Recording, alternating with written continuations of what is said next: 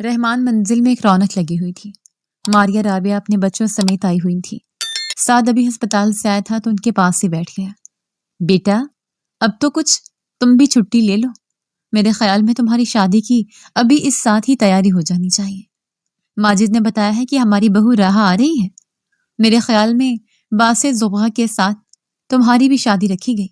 میں تو تیاری کرنے لگی ہوں بس۔ میں نے تو تمہارے بابا سے بول دیا ہے کہ ماجد سے بولے کہ خود بھی آ جائے تو بس میں تو تمہارے فریضے سے بھی فارغ ہو جاؤں۔ سندس بیگم نے کہا تو وہ ہلکا سا مسکرا دیا۔ دل میں دبی ہوئی محبت آنکھوں میں دکھنے لگی تھی۔ وہ تو برسوں سے راحت کو چاہتا تھا اور آج وہ فائنلی واپس آ رہی تھی۔ رحمان منزل میں اس وقت 3 فیملیز رہتی تھیں۔ رحمان منزل کے 3 حصے بنائے گئے تھے۔ ویسے تو رحمان صاحب کے 4 بیٹے تھے۔ سب سے بڑے عابد صاحب جن کی بیوی سندس بیگم تھی، ان کا اکلوتا بیٹا ڈاکٹر سعد خاندان کا سب سے بڑا چشم و چراغ تھا، جس کا نکاح آج سے 15 سال پہلے رحمان صاحب نے اپنے دوسرے نمبر کے بیٹے ماجد کی اکلوتی بیٹی راحہ جو کہ 7 سے 8 سال چھوٹی تھی اس سے کر دیا تھا۔ پھر اس کے بعد 2 بیٹیاں رابعہ ماریہ جو کہ دونوں ہی شادی شدہ تھیں۔ تیسرے نمبر پہ بیٹے قاسم جن کا بڑا بیٹا باسط اور چھوٹا راشد تھا۔ بیٹیاں انیسہ نفیسہ اور سب سے چھوٹے بیٹے عاصم ان کی بیٹی زبغہ عالیہ تھی اور بیٹے زید زیاد۔ سغا اور باسط اور انیسہ نفیسہ، زید زیاد اور راشد عالیہ آپس میں منسوب تھے۔ صرف ماریہ رابعہ ہی خاندان سے باہر بیاہی گئی تھی، باقی سب کے رشتے خاندان میں ہی طے تھے۔ بڑی ماں ہماری بھی کروا دو نا شادی، زید نے اچانک سے کہا تو سب اسے گھورنے لگے۔ برخوردار پہلے اپنی پڑھائی پر توجہ دو، پھر کچھ بن جاؤ اس کے بعد کر دیں گے شادی۔ نکمے پچھلے سمیسٹر میں بھی فیل ہوئے تھے، چلے ہیں شادی کرنے، سیکھو کچھ سعد اور باسط سے۔ عاصم نے طنزی انداز میں کہا تو وہ سر کھجا کر رہ گیا اور باقی سب اس کی عزت افزائی پہ ہنسنے لگے۔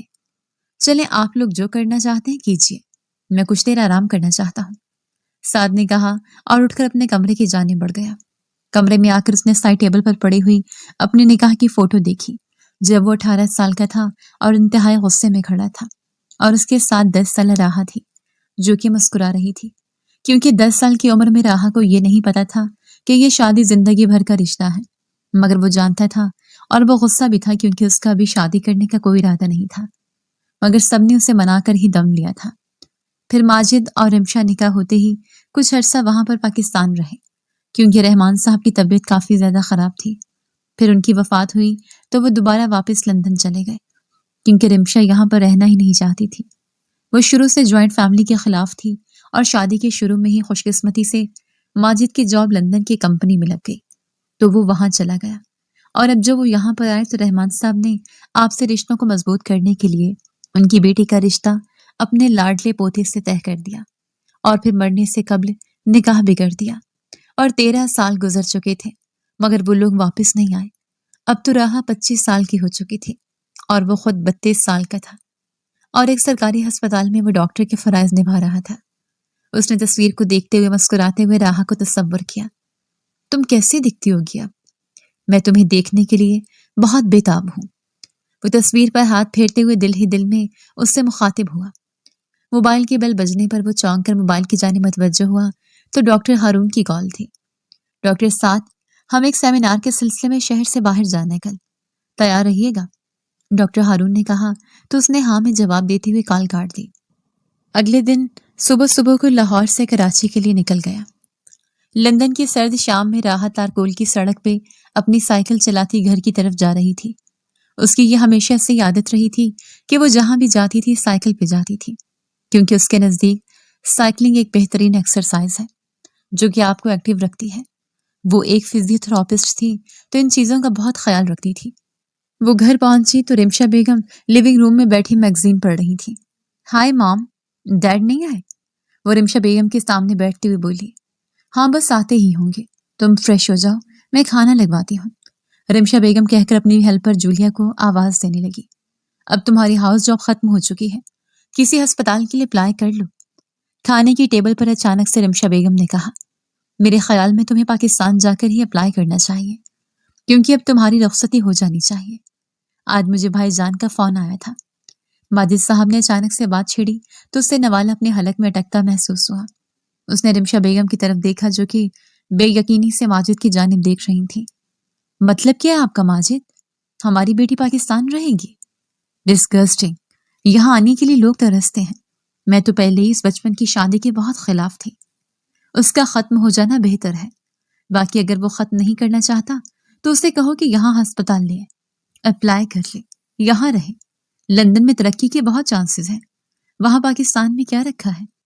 एक चंद पैसों की जॉब कर रहा वहां पर। इससे ज्यादा मेरी बेटी कमा लेती है यहाँ पर। मेरी बेटी पाकिस्तान में एडजस्ट नहीं कर पाएगी, मुझे पता है। इसलिए बेहतर यही होगा कि या तो वो यहाँ आए या फिर तलाक दे दे।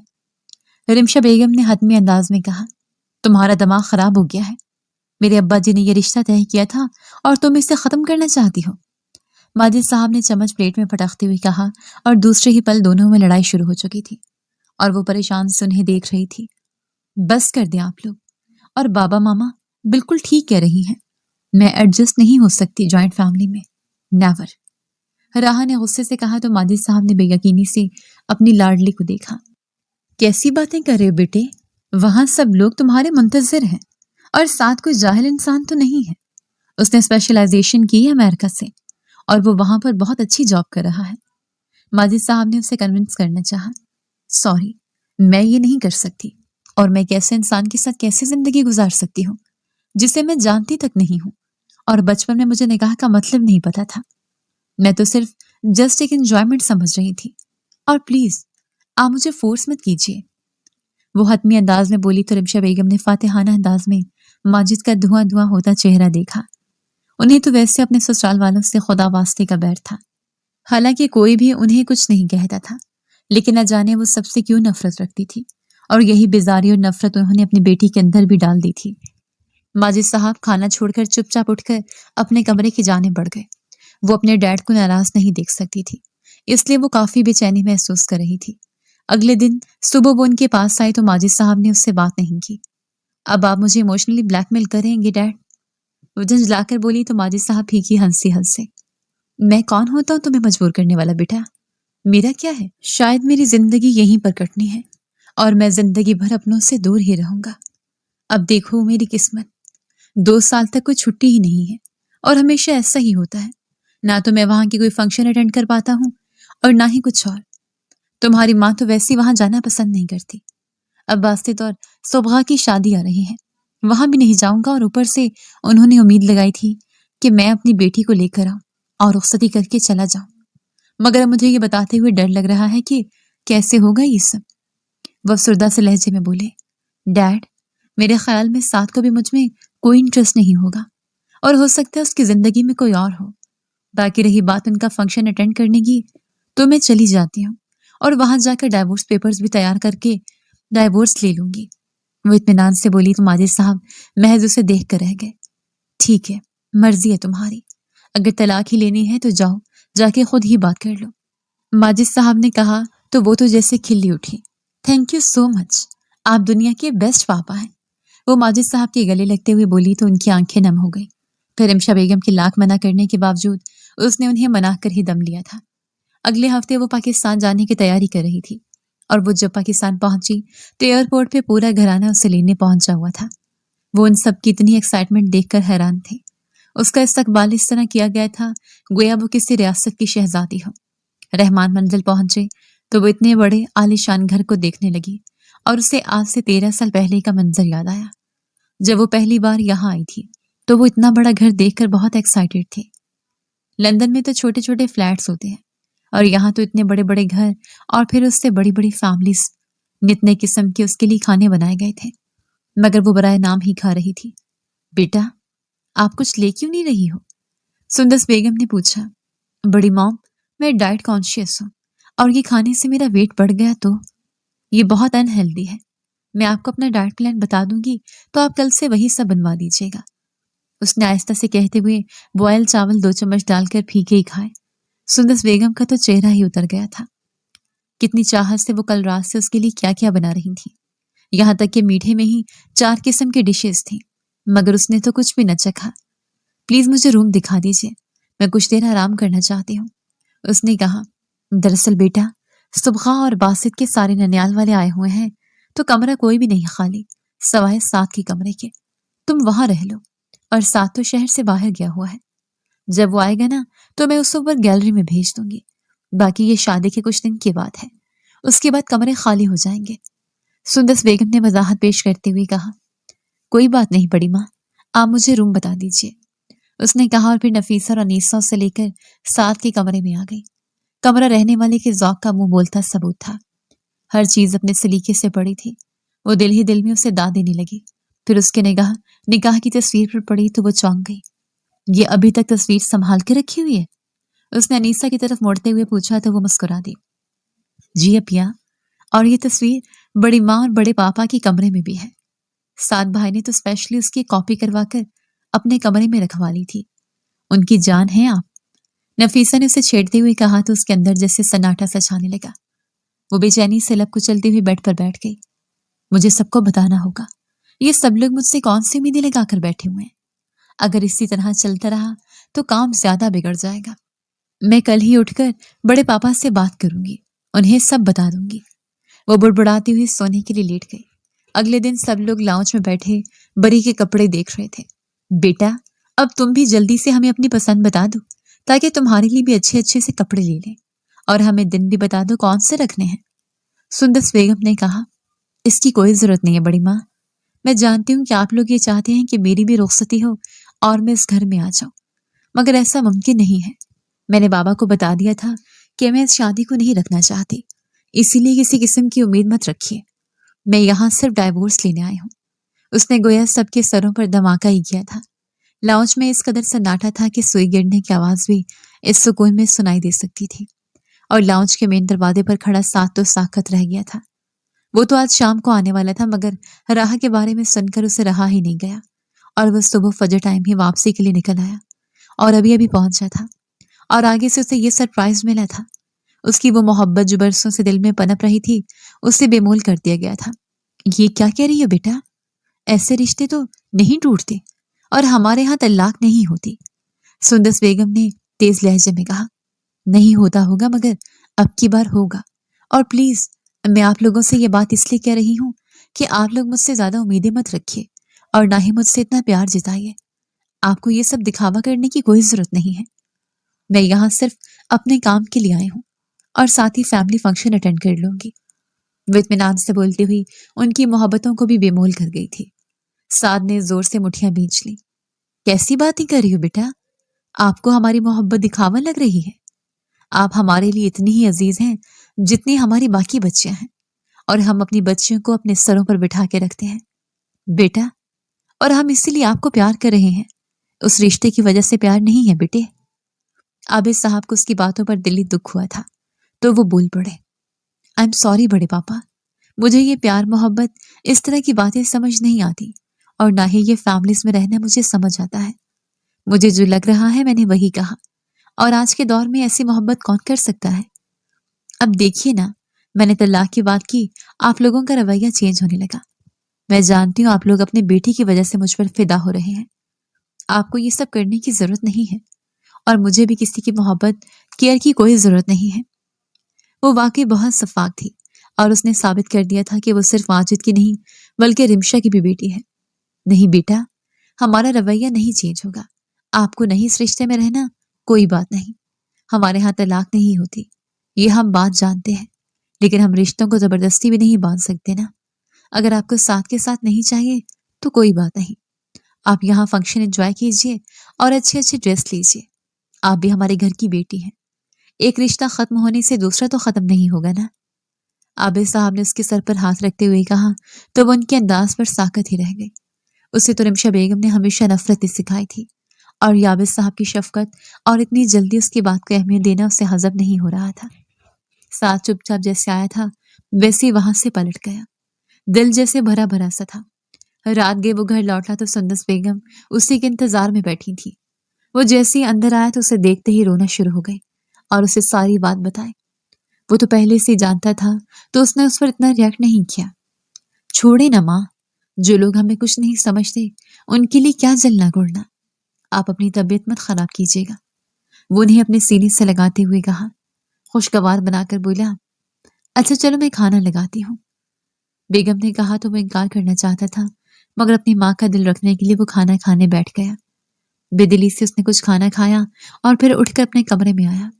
कमरे की लाइट ऑन किए बगैर ही वो वॉशरूम की जाने बढ़ गया और कपड़े चेंज करके वो आकर बेड पर लेटा। थकावट की वजह से उसकी जल्द ही आंख लग गई थी, जो कि किसी नर्म गरम वजूद के एहसास से खुली। उसने आंख खोलकर सर को मोड़ना चाहा तो उसे अपने सीने पर भारी बोझ महसूस हुआ। उसने हाथ जैसे उठाया तो हाथ अपने सीने पर मौजूद वजूद के बालों से लगा। महकते लंबे बाल बता रहे थे कि कोई सिनफ नाजुक है। साद का दिल धक से रह गया। उसने हड़बड़ाकर उसे पीछे धकेलते लाइट्स ऑन की तो राह आंखें मलती हुई मुंदी मुंदी निगाहों से देखने लगी और फिर साद को देखकर एकदम से उठकर बैठ गई। व्हाट द हेल, आपकी हिम्मत कैसे हुई मेरे बेड पर आने की? वो चिल्लाती हुई बोली। दिमाग खराब है तुम्हारा, ये मेरा कमरा है, तुम मेरे कमरे में क्या कर रही हो? ये तुम्हारा लंदन नहीं है जहां पर किसी के कमरे में भी आकर सो जाओगे। तुम्हारे वहां होता होगा। साद ने उसके बाजू से खींचते हुए अपने करीब करके धाड़ कर पूछा। उसे देखते ही सुबह का गुस्सा बाहर आने लगा था। आपकी हिम्मत कैसे हुई मुझसे इस तरह की बकवास करने की? क्या मैं किसी मर्द के साथ सोती रही हूं क्या? आपने देखा है मुझे? How dare you! वो उसके सीने पर हाथ मारते उसे धकेलती हुई बोली और उसे इतना में वो उसे लिटाता बेड पर गिरा। वो नीचे और राहा उसके ऊपर थी। साथ के लब उसके रुखसार से मस हुए तो राहा को ऐसा महसूस हुआ जैसे उसके रुखसार पर किसी ने दहकते हुए अंगारे रखती हैं। वो तड़प कर उसके हसार से निकलना चाहती थी मगर साथ का बाजू उसकी कमर के गिर्द लिपटा था, जिसकी वजह से वो दोबारा उसके ऊपर गिरी और अब की बार राहा के लब आहिस्तगी से साथ के लबों से टकराए तो साथ को ऐसे महसूस हुआ जैसे पूरे बदन में करंट दौड़ गया हो। आप मुझे छोड़ेंगे? वो इंतहाई गुस्से से बोली तो साद ने उसे अपने पहलू में गिराते उसके दोनों बाजुओं को बेड से लगाया और उसकी आंखों में देखने लगा। मैं तुम्हें कभी नहीं छोड़ूंगा, ये बात अपने जहन में रख लो डॉक्टर राहा। वो चबा चबा कर बोलता उसे साकत कर गया, फिर आहिस्तगी से उससे दूर होता बेड से उतरा और जाकर सोफे पर लेट गया। राहा गुस्से से उठी और बाहर जाने लगी तो साद ने फुर्ती से उठते दरवाजे के करीब जाकर उसका रास्ता महसूर किया। हट जाइए मेरे रास्ते से, वरना मैं शोर मचाकर सबको इकट्ठा करूंगी। वो गुस्से से बोली तो साद ने उसके बाजू से दबोचते उसे दीवार से चिपकाया। मेरी माँ तुम्हारी वजह से बहुत हर्ट है। अच्छा होगा कि तुम इस वक्त कोई तमाशा मत करो। तुम्हें कमरे से जाने की कोई जरूरत नहीं है। हमारी मेहमान हो और हम हमारे मेहमानों की बहुत कदर करते हैं। जाओ जाकर बेड पर सो जाओ और आज की रात मैं सोफे पर आराम कर लूंगा और कल से यहाँ पर कमरे में नहीं आऊंगा बल्कि ऊपर गैलरी में जाकर सो जाऊंगा।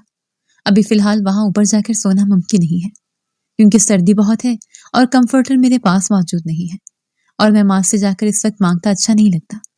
वो न जाने उसे क्यों वजाहत दे रहा था। वो भी अब की बार बिना कोई तमाशा किए जाकर चुपचाप लेट गई। अगले दिन सुबह कमरे में खटपट से आंख खुली तो साद वार्डरोब के सामने खड़ा कपड़े और अपने बाकी की चीजें निकाल रहा था। वो अपने बाल समेटती उठकर वॉशरूम के जाने बढ़ी और मुंह हाथ धोकर बाहर आई तो इधर से शर्टलेस पलटते सांस से टकराकर गिरने वाली थी कि वो जल्दी से उसे अपने बाहों में भर गया। वो यकटक उसकी जानिब देखेगी जिसका कुशादा बदन और सिक्स पैक उसकी फिटनेस का पता दे रहे थे। वो दिल ही दिल में उससे काफी मुतासर हुई। ठीक हो तुम? साद ने यकटक उसे अपनी तरफ देखते पाकर पूछा तो वो जल्दी से होश में आती उसके कंधों से थाम कर सीधी हुई। फिर वो बिना उसका जवाब सुने वॉशरूम की जाने बढ़ गया। वो कॉल पर रिमशा बेगम को कल की सारी बात बताने लगी। अब देखना, किसी ने तुम्हारे साथ सीधे मुंह बात भी नहीं करनी। मैं तो कहती हूँ जल्दी से डाइवोर्स लो और फंक्शन होने से पहले आ जाओ। आज ही डाइवोर्स ले लो।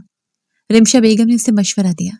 नहीं मम्मा, बाबा का दिल टूट जाएगा और मैंने नहीं चाहती कि मैं उन्हें हर्ट करूं। आप जानती हैं ना कि आप दोनों मेरे लिए बहुत अहम हैं, इसलिए मैं उनकी ख्वाहिश के मुताबिक फंक्शन अटेंड करके ही आऊंगी। चलो देख लो, जैसे तुम्हारी मर्जी। अपना ख्याल रखना। रिमशा बेगम ने कहा तो वो कॉल काट कर मुतज़ब्ज़ब अंदाज में ये सोच रही थी कि बाहर जाए कि नहीं, क्योंकि कल रात भी सब लोग बड़े उदास उदास थे और उससे बात कम ही की थी। फिर वो सारी सोचें झटक कर बाहर आई तो बाहर हंसी मजाक चल रहा था। उसे देखते ही सब एकदम चुप हो गए। अरे भाई, क्या हो गया? हमारी बेटी को देखते ही सबके मूड ऐसे क्यों बन गए? मैंने कहा था ना कि कोई ये बातों को दिल पर नहीं लेगा। अब हर एक की अपनी मर्जी होती है। हम में से अगर कोई तुम में से किसी पर कोई फैसला थोपे, बर्दाश्त करोगे?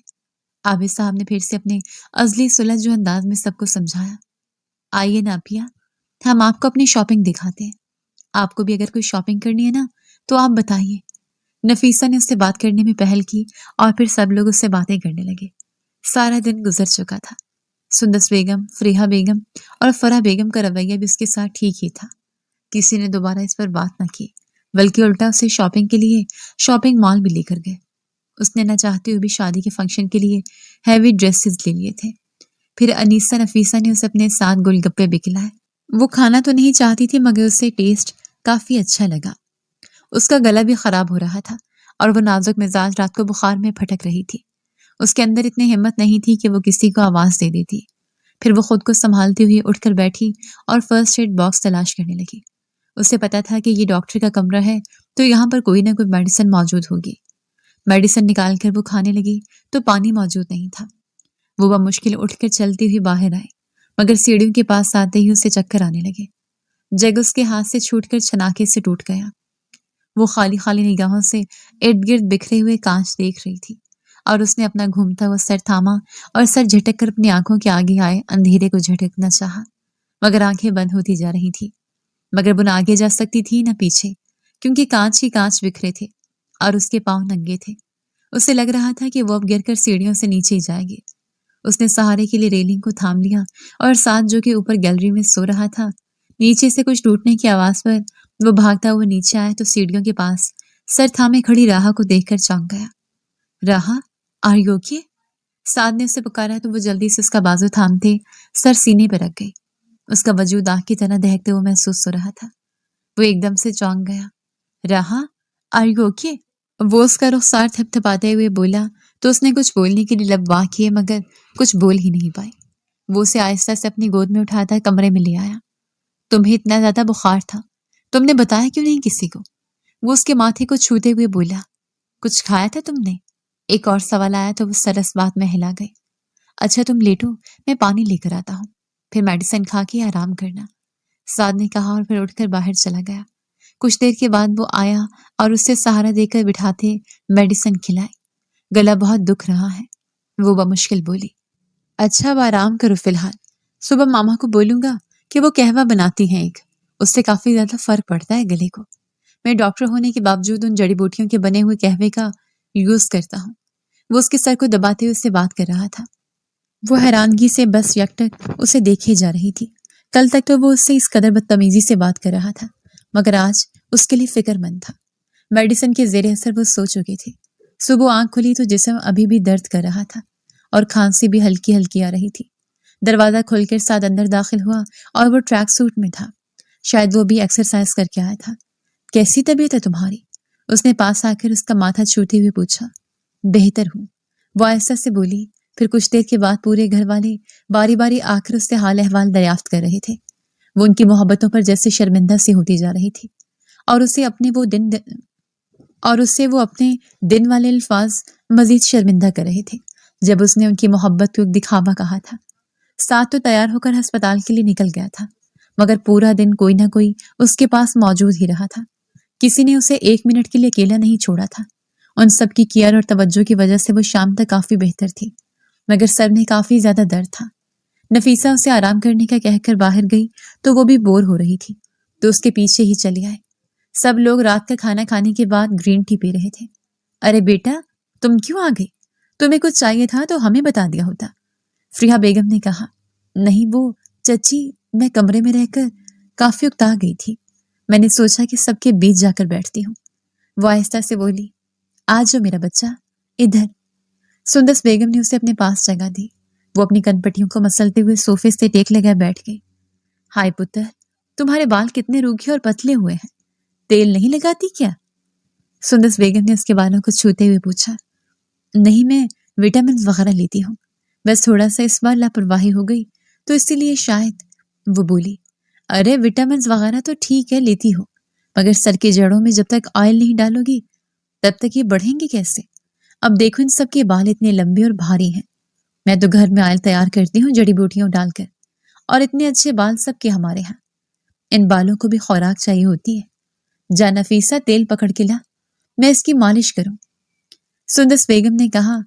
وہ منع کرنا چاہتی تھی مگر ان کی اپنائیت اور محبت کی وجہ سے چپ رہ گئی۔ تو سندس بیگم نے اسے اپنے پاس بٹھا کر اس کی چمپی شروع کی تو اسے اپنا سر ہلکا ہوتا محسوس ہو رہا تھا اور پلکیں خود بخود بوجھل ہونے لگی اور وہ ان کے گھٹنے پر سر رکھے ہی سو گئے۔ سندس بیگم نے سب کو اشارے سے وہاں سے جانے کو کہا۔ سب بنا کچھ بات کیے وہاں سے نکل گئے۔ سندس بیگم نے اسے کشن پر سیدھا کرتے اپنی شال اوڑھائی اور وہاں سے چلی گئی۔ ساتھ تھکا ماندہ سبھی ابھی گھر پہنچا تھا اور وہ اپنے دھیان میں اندر داخل ہوا تو صوفے پر آرام کرتی راہا کو دیکھ کر چونک گیا۔ نفیسہ اس کے پاس بیٹھی اپنے کالج کا کام کر رہی تھی۔ کیسی طبیعت ہے اس کی؟ اس نے پوچھا۔ جی کافی بہتر ہے، وہ بڑی ماں نے ان کی چمپی کر رہی تھی تو تب سو گئی اور ابھی تک سوئی ہوئی ہے۔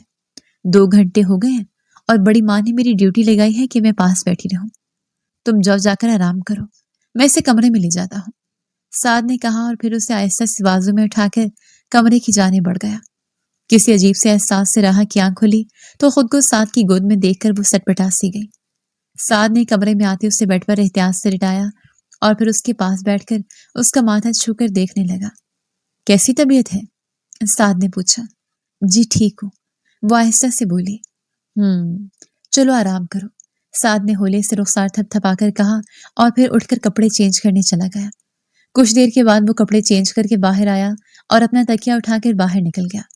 وہ اسے روکنا چاہتی تھی مگر روک نہیں پائی۔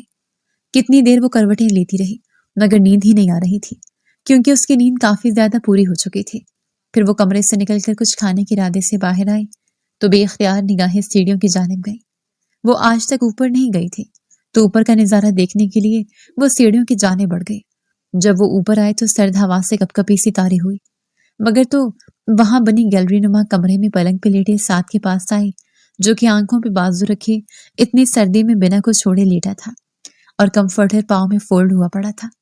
اس نے احتیاط سے وہ کمفرٹ اٹھایا اور اسے اڑھانے کے لیے آگے بڑھی تو سعد کے جوتوں میں پاؤں اٹکا اور وہ سیدھی سعد کے سینے پر جا گری اور سعد جس کی آنکھ ابھی ابھی لگی تھی اس افتاد پر ہڑبڑا کر اٹھا اور اس کی کمر میں ہاتھ ڈال کر اسے اپنے پہلو میں گراتے اس پر جھکا۔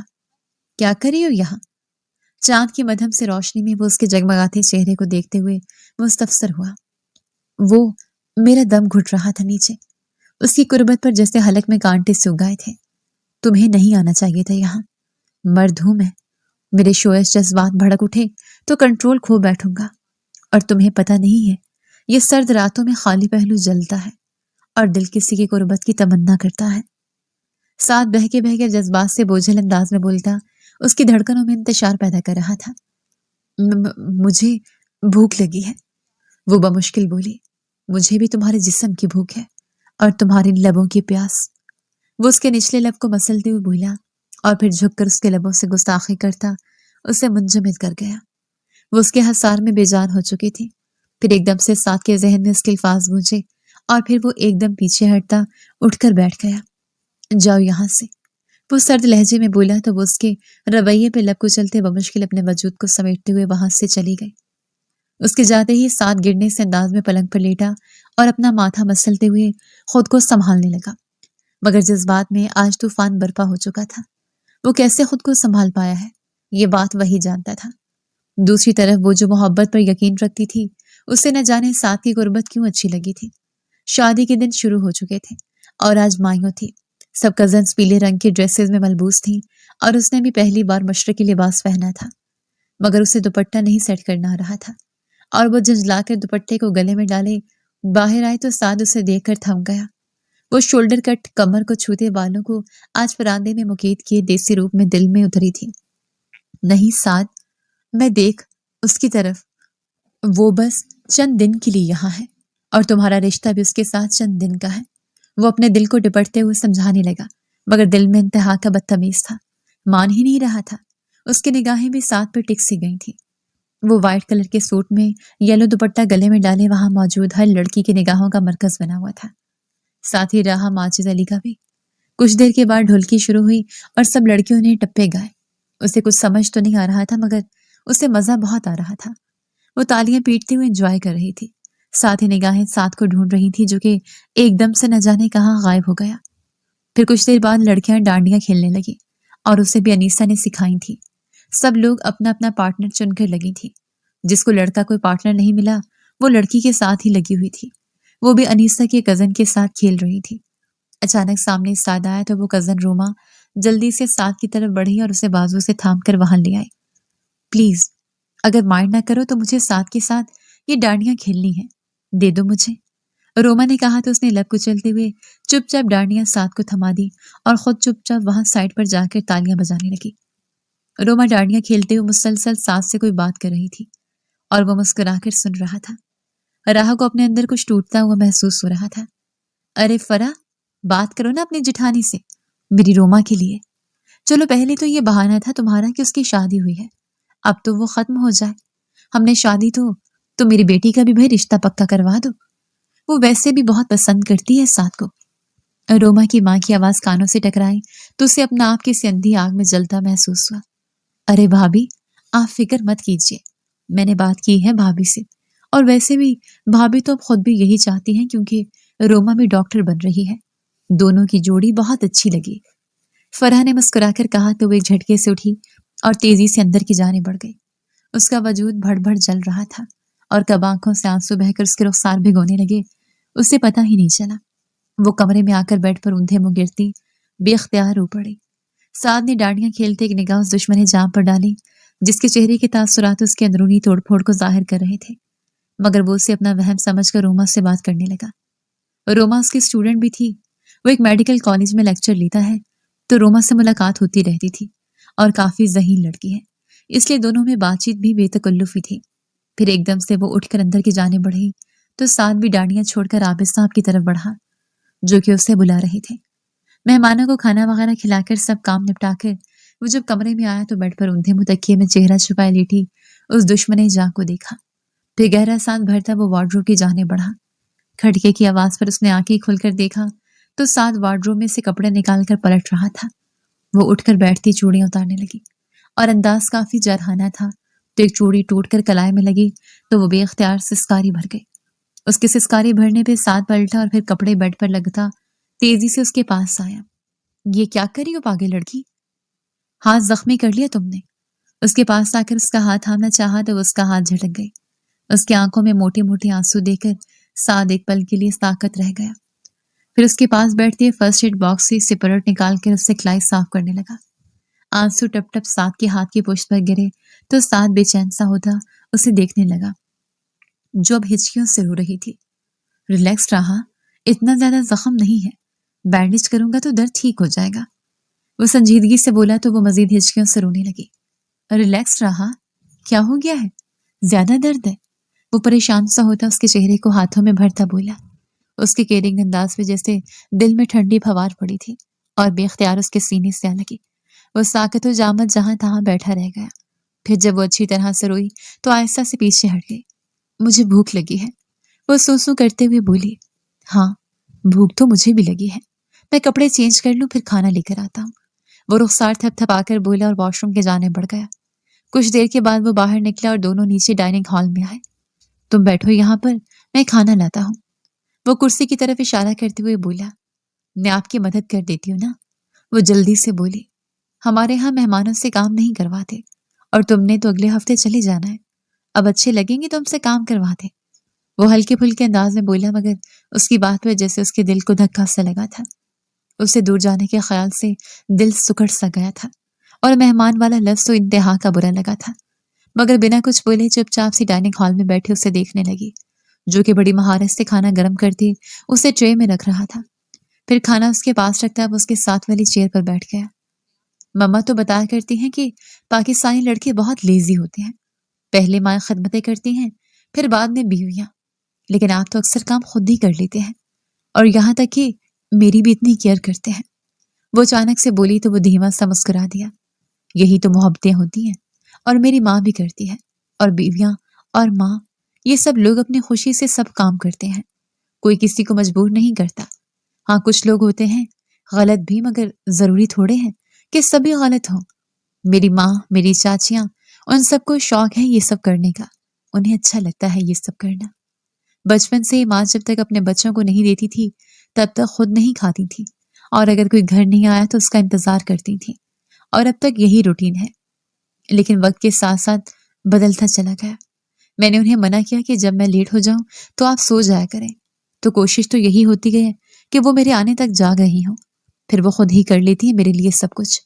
مگر جب وہ سو رہی ہوتی ہے نا، میں بالکل بھی انہیں ڈسٹرب نہیں کرتا، اپنا کام خود کر لیتا ہوں. اتنے سال اسپیشلائزیشن کے لیے یورپ میں رہا ہوں تو اسی لیے کام کرنے کا عادی ہو گیا. ورنہ پہلے تو کھانا بھی مما اپنے ہاتھوں سے کھلاتی تھی مجھے، کیونکہ پڑھائی کے دوران مجھے کھانے پینے کا بھی ہوش نہیں ہوتا تھا. وہ نہ جانے اسے تفصیل سے سب کچھ کیوں بتا رہا تھا، اور وہ تھوڑی کے نیچے ہاتھ رکھے دلچسپی سے سن رہی تھی. ہمیں تو بچپن سے عادت ڈالی گئی ہے کہ اپنا کام خود کرو، اور مما ڈیڈ بھی اپنا اپنا کام خود ہی کرتے تھے. پھر کچھ عرصے کے بعد ملازمہ رکھ لی جو کہ ہمارے گھر کے کام سنبھال لیتی ہے. یہاں پر جس طرح بخار میں سب نے میرا دھیان رکھا، 1 منٹ کے لیے اکیلا نہیں چھوڑا. ایسا تو کبھی میں نے لائف میں نہیں دیکھا. اسپیشل میرے لیے ٹریٹمنٹ تھا کہ سب کے ساتھ ہوتا ہے یہاں. وہ اس سے مزید سوال پوچھنے لگے. یہاں کوئی بھی بیمار ہوتا ہے نا، سب اس کے آگے پیچھے گھومتے ہیں جب تک وہ ٹھیک نہیں آ جاتا. مجھے اور فیملیز کا نہیں پتا، مگر میری فیملی جو بھی ہے اور جیسی بھی آپ کو لگ رہی ہے وہ ایسی ہی ہے، کوئی دکھاوا نہیں ہے. سب لوگوں کو برا لگا جب تم نے بولا کہ تم یہ شادی نہیں رکھنا چاہتی، مگر پھر سب نے اس بارے میں سوچا اور میں نے بھی سوچا. میرے خیال میں ہر انسان کو اپنی لائف کو اپنے طریقے سے جینے کا حق ہے. میں بھی تو سٹارٹ میں اس رشتے کو بہت خلاف تھا نا. مجھے لگتا تھا کہ یہ ناانصافی ہے، ہم سے ہماری پسند پوچھی نہیں گئی، تو اسی لیے اب علیحدہ ہونا ہی بہتر ہے. ہم دونوں اپنی اپنی پسند کے ہم سفر چن سکتے ہیں. وہ اطمینان سے بولتا اسے بے سکون کر گیا. کیا آپ کی لائف میں کوئی اور ہے؟ اس نے لب کچلتے ہوئے پوچھا.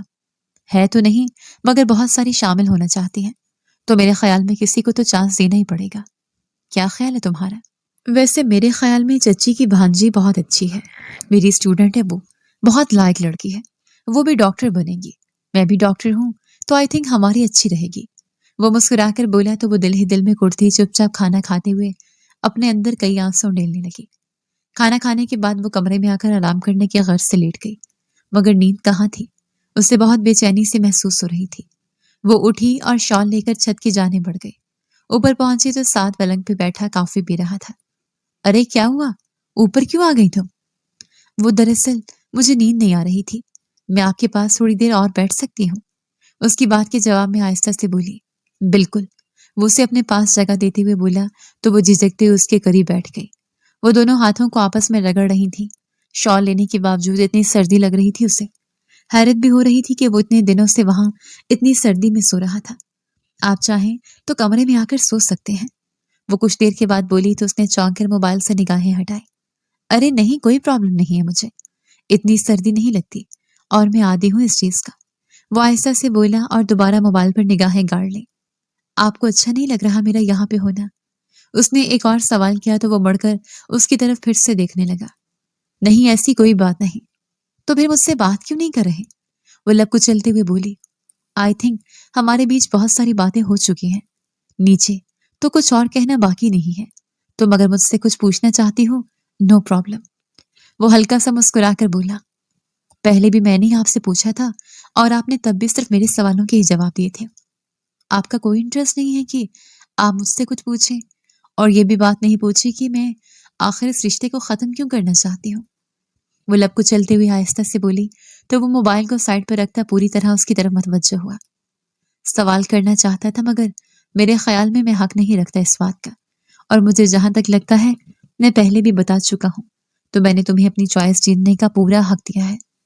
ہو سکتا ہے تمہاری لائف میں کوئی اور ہو جس کی وجہ سے تم مجھے چھوڑنا چاہتی ہو. وہ سنجیدگی سے بولا، اور اس سے پہلے کہ وہ اسے بتاتی کہ وہ کسی کو پسند نہیں کرتی کہ اچانک سے روما کی آواز پر وہ دونوں چونک گئے. ارے واہ، آپ دونوں یہاں پر بیٹھے ہوئے ہیں. آپ دونوں میں تو ڈرائیورس نہیں ہونے والا؟ روما نے پاس آ کر عجیب سے نگاہوں سے دیکھتے ہوئے پوچھا. ایسی باتیں نہیں ہیں روما، یہ بھی میری کزن ہے جس طرح تم ہو. میں تمہارے ساتھ بھی تو گفتگو کرتا ہوں، اگر تم بھی یہاں آتی ہو میں تم سے بھی بات کرتا ہوں. وہ اطمینان سے بولتا اسے ساکت کر گیا. وہ بس ایک اس کے چہرے کی جانب دیکھے گئی. اسے بہت برا لگا تھا کہ اس نے روما اور اس کو ایک برابری میں لا کر کھڑا کیا. مجھے نیند آ رہی ہے، میں چلتی ہوں.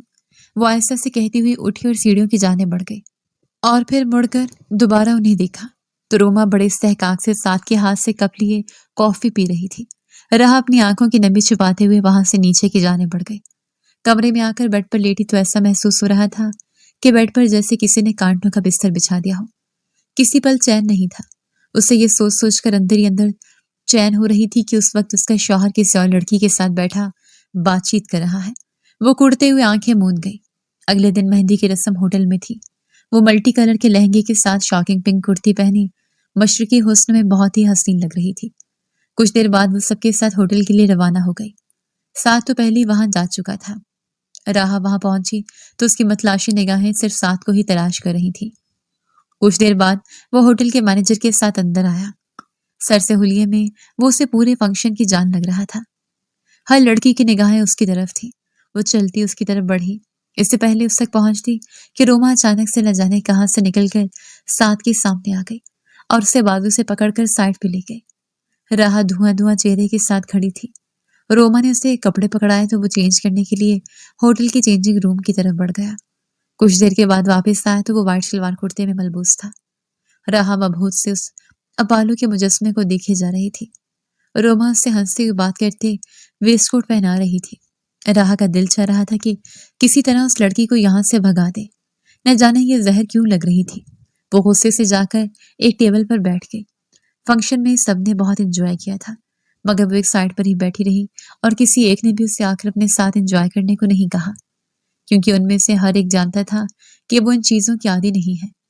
مگر وہ اس بار دل سے چاہتی تھی کہ سب لوگ اسے کہیں کہ وہ سب کے ساتھ شامل ہو، مگر وہ لوگ تو اس سے شاید اب بات بھی بڑے محتاط انداز میں کرتے تھے کہ اسے برا نہ لگ جائے، اور اسے یہی باتیں بری لگ رہی تھی کہ وہ سب لوگ اسے غلط سمجھ رہے ہیں۔ اس کی آنکھیں کئی بار نم ہوئی۔ دل چاہ رہا تھا کہ اس جگہ سے اٹھ کر کہیں دور بھاگ جائے۔ پھر جب اس کی برداشت جواب دے گئی تو وہاں ویٹریس سے پوچھ کر واش روم کی طرف بڑھ گئی۔ واش روم آ کر واش بیسن پر جھکے وہ اپنے چہرے پر چھینٹے مارنے لگی، مگر آنسو جو کب سے رکے ہوئے تھے وہ مسلسل بہنے لگے۔ کتنی دیر وہ وہیں پر بیٹھی رہی۔ کچھ دیر کے بعد وہ باہر نکلی تو اسے ایک جگہ پر ٹیرس سے نظر آیا۔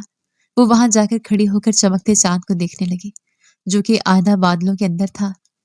وہ نہ جانے کتنی دیر وہیں پر کھڑی رہی، اور جب وہ واپس اپنے ہال میں آئی تو وہاں پر ایک بھی مہمان نہیں تھا۔ اسے یاد آیا کہ جب وہ واش روم میں آئی تھی تو تبھی فنکشن کا اختتام ہونے کے قریب تھا۔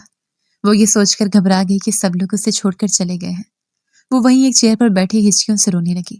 اس کا تو موبائل بھی آج گھر رہ گیا تھا، اور اسے تو یہاں کے راستوں کا بھی نہیں پتا تھا۔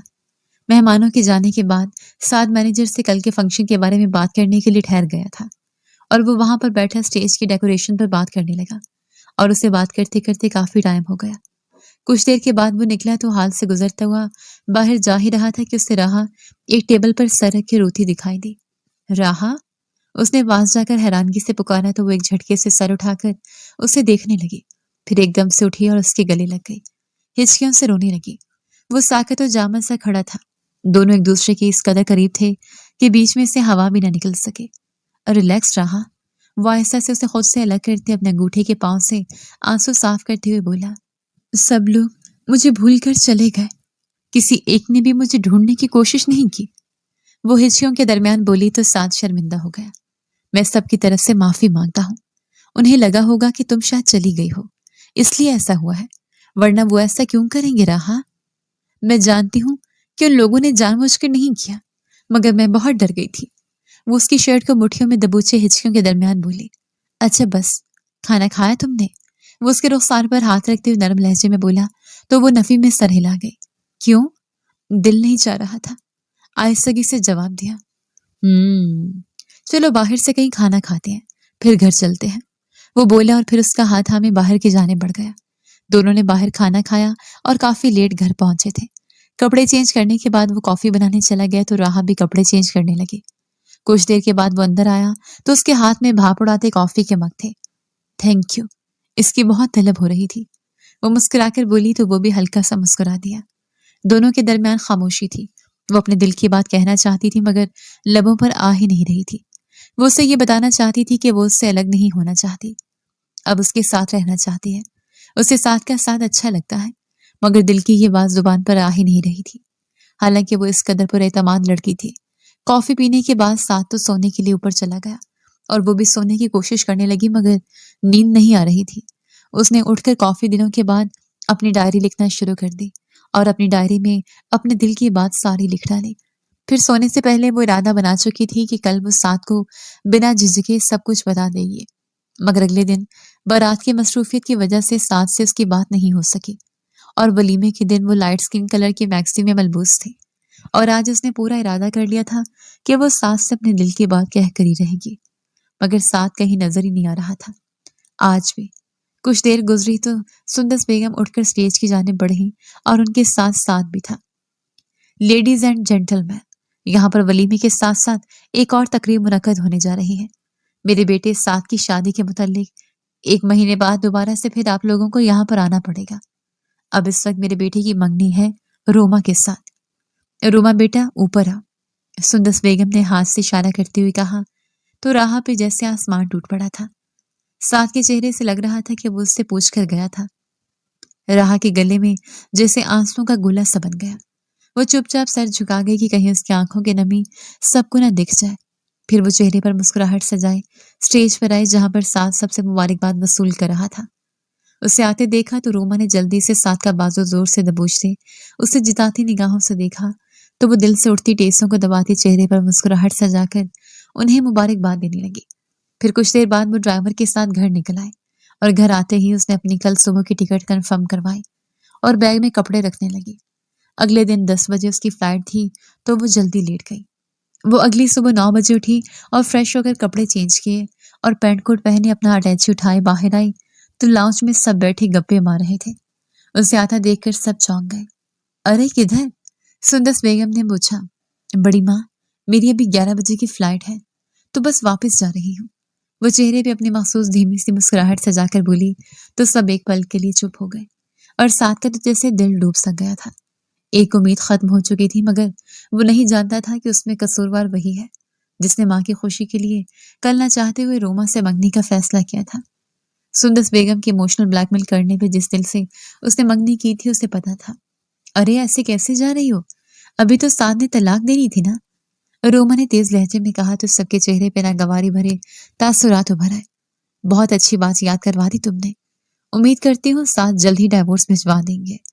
وہ چہرے پہ مسکراہٹ سجائے تلخ لہجے میں بولی، اور پھر سب سے باری باری ملنے کے بعد وہ چپ چاپ باہر کی جانب بڑھ گئی۔ ڈرائیور کے ساتھ وہ ایئرپورٹ پہنچی، اور جب وہ پلین میں بیٹھی تو دل جیسے پھٹنے کے قریب تھا۔ کتنی مشکل سے اس نے یہ سفر طے کیا تھا، اور وہی جانتی تھی۔ وہ ایئرپورٹ پہ پہنچی تو ماجد اسے پہلے ہی لینے پہنچا ہوا تھا۔ ماجد صاحب کو دیکھتے ہی اس کی آنکھوں میں جمع آنسو باہر نکل آئے، اور وہ ان کے سینے سے لگی تڑپ تڑپ کر رو دی، اور اس کی حالت پر ماجد صاحب پریشان ہو گئے۔ کیا ہوا میری جان، کیوں رو رہی ہو؟ اس کے آنسو صاف کرتے ہوئے بے چینی سے بولے، مگر وہ مسلسل روئے جا رہی تھی۔ بتاؤ نا میری جان، کیا ہوا ہے؟ میرا دل دہل رہا ہے، ماجد صاحب نے کہا تو وہ آنسو صاف کرتے ہوئے پیچھے ہوئی۔ کچھ نہیں، میں آپ کو بہت مس کر رہی تھی نا، اس لیے آپ کو دیکھتے ہی آنسو نکل آئے۔ وہ چہرے پر بمشکل مسکراہٹ سجا کر بولی تو ماجد صاحب نے اس کے جھوٹ پر اسے غور سے دیکھا، مگر کچھ نہیں بولے۔ پورا راستہ وہ گمسم سے ونڈو سے باہر دیکھ رہی تھی۔ گھر آتے ہی اس نے برائے نام کھانا کھایا اور پھر سونے کے لیے اپنے کمرے کی جانب بڑھ گئے۔ بیڈ پر لیٹتے ہی پھر سے دل سے ٹیسیں اٹھنے لگی تھیں۔ دل چاہ رہا تھا دہاڑے مار مار کر روئے، مگر وہ خود پر قابو کرتی سونے کی کوشش کرنے لگی۔ سعد آدھی رات کو کمرے میں آیا تو جیسے پورے کمرے میں اس دشمن جاں کی خوشبو ہی پھیلی ہوئی تھی۔ وہ چلتا ہوا بیڈ پر آ کر بیٹھا اور بیڈ پر ہاتھ پھیرتے گویا اسے محسوس کرنے لگا۔ تکیے پر پڑا ہوا اس کا سکارف پکڑ کر اس نے اپنے چہرے سے لگایا۔ میرا دل غلط تھا، مجھے لگا تم مجھ سے محبت کرنے لگی ہو۔ آج ساری امیدیں ختم ہو گئی۔ وہ نم آنکھوں سے دل ہی دل میں اس سے مخاطب ہوا۔ آنے والے دنوں میں وہ جیسے ہنسنا بھولنا ہی بھول چکا تھا۔ سب لوگ اس کی حالت پر پریشان تھے۔ شادی میں 10 دن باقی ہیں بیٹا، کچھ تو ایکسائٹمنٹ دکھاؤ۔ وہ آج جب گھر آیا تو سندس بیگم نے اسے آڑے ہاتھوں لیا۔ مجھے یہ شادی نہیں کرنی، میں اسے خوش نہیں رکھ پاؤں گا۔ ماں، آپ نے زبردستی یہ رشتہ طے کر دیا، اور اب آپ ایک دم سے شادی میں اس رشتے کو نبھانے کی سچویشن میں نہیں آئی۔ میرا دل درد سے بھرا ہوا ہے ماں، پلیز ابھی فی الحال اسے روک دیجیے۔ یہ نہیں کہہ رہا کہ آپ منگنی توڑیے، کچھ ٹائم تو دیجیے مجھے کہ میں خود کو سنبھال سکوں، اپنے دل سے راحہ کو نکال سکوں۔ آپ نے تو مجھے میری محبت کا سوگ منانے کا وقت تک نہیں دیا۔ میرا دل جیسے پھٹنے کے قریب ہے۔ میں روما کو دکھ نہیں دینا چاہتا، پلیز آپ ہی سمجھ جائیں۔ وہ بے بسی سے بولا تو عابد صاحب نے اپنی شریک حیات کو دیکھا جو اس بار ضد پر ہی اڑ گئی تھی۔ مجھے یہ بالکل ٹھیک نہیں لگا، ہم کسی لڑکی کی زندگی اس طرح خراب نہیں کر سکتے، ہماری بھی بیٹیاں ہیں۔ اگر آپ کے بیٹے نے اسی سچویشن میں روما کو دکھ دے دیا تو کیا کریں گی آپ؟ عابد صاحب نے کہا، وہ سنبھال لے گی اسے، اور اب اس بے وفا لڑکی کی وجہ سے میں اپنے بیٹے کو اس طرح جلتے کڑتے دیکھوں؟ میں تبھی اس رشتے کے خلاف تھی، بہت رونا ڈالا میں نے کہ مت ہونے دے یہ سب، کیونکہ رمشا کبھی بھی اس رشتے کو رہنے نہیں دے گی۔ اور وہی بات تو رہی نا، اس نے ثابت کر دیا کہ وہ اسی کی بیٹی ہے۔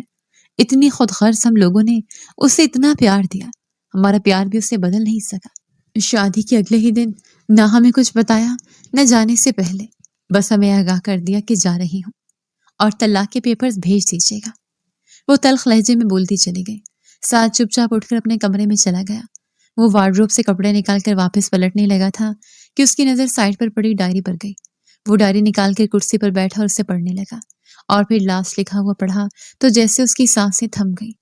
پیاری ڈائری، مجھے لگا تھا کہ میں آج ان سے اپنے دل کی بات کہوں گی، مگر وہ تو جیسے منتظر تھے اس بات کی کہ میں اس رشتے کو ختم کروں اور وہ آگے بڑھیں۔ انہیں مجھ سے کوئی انٹرسٹ نہیں، روما سے محبت کرتے ہیں وہ۔